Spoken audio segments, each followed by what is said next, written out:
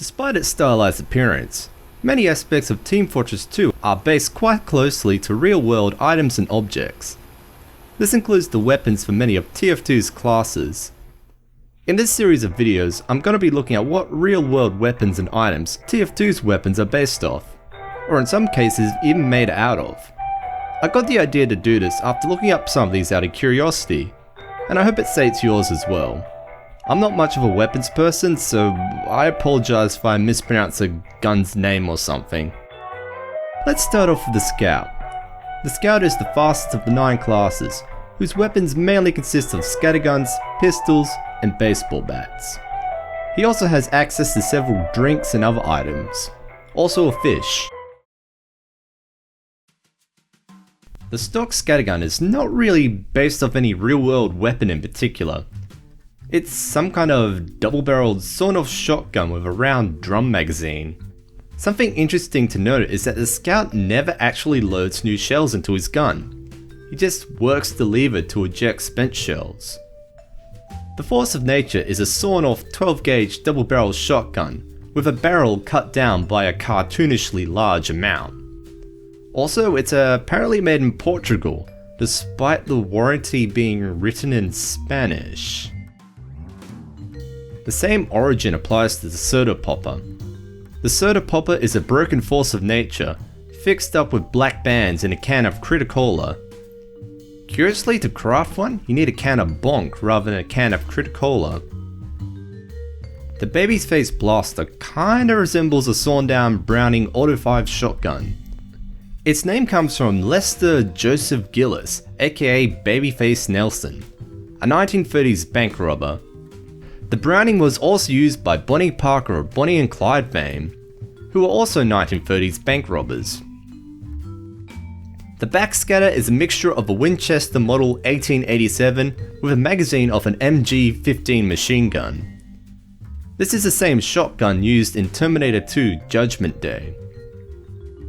The Shortstop is based off a real gun called the C.A.P.P.E.R. Each chamber has its own dedicated firing pin, meaning each barrel will fire one shot at a time when the trigger is pulled. Normally the C.A.P.P.E.R only takes magnum rounds, but a few were made to take shotgun shells. The stock pistol seems to be somewhat based off a mix of the Mackerel PM, Walther PPK, and Smith & Wesson 61X Squad. Curiously, the Scout has a lot less reserve ammo on his pistol than the Engineer, despite having the same weapon. The Lugermorph was a promotional item for Poker Night at the Inventory, based off the sidearm of the character Max from the Sam & Max series. The gun itself is based off a Luger POA. There's a bit of a bug with the examination animation, as a Scout looks at an invisible magazine. The C.A.P.P.E.R is a fictional ray gun based off common sci-fi ray gun designs, seen in places such as Flash Gordon shorts. The Winger is somewhat similar to the stock pistol, but is lacking an external firing pin. The creator, Bungo, originally included one, but removed it because it made the gun look too similar to the stock pistol. It also resembles a Beretta 30-32 Tomcat. The Pretty Boys pocket pistol is based both off a Colt 1908 Vest pocket pistol and the original designs for the stock pistol. Just like the Baby's Face Blaster, this name comes from a 1930s bank robber called Charles Arthur Floyd, nicknamed Pretty Boy Floyd. Bonk Atomic Punch and Criticola are both based off soda cans. Aluminium or aluminum cans were first used in 1935 to store beer, and then flavoured sodas shortly afterwards. Both use a pull tab opening rather than the modern day ring pull opening. Both these drinks also contain radiation. It's implied Bonk contains several hundred times the daily recommended sugar intake, putting the amount of sugar at around 9 kilos or 20 pounds worth of sugar. The Mad Milk is a non-milk substance contained in a glass milk bottle. Milk used to be delivered in glass bottles before refrigeration and grocery stores were common. There are still few places that deliver milk, but it's mostly died off. There's also the Mutated Milk, a variation with a mutant bread creature from the expiration date short. If you throw it on someone, the bread monster will latch onto their head. The size will be increased depending if the throw is crit boosted or not. The flying guillotine is a meat cleaver with the Chinese characters for dead meat written on it.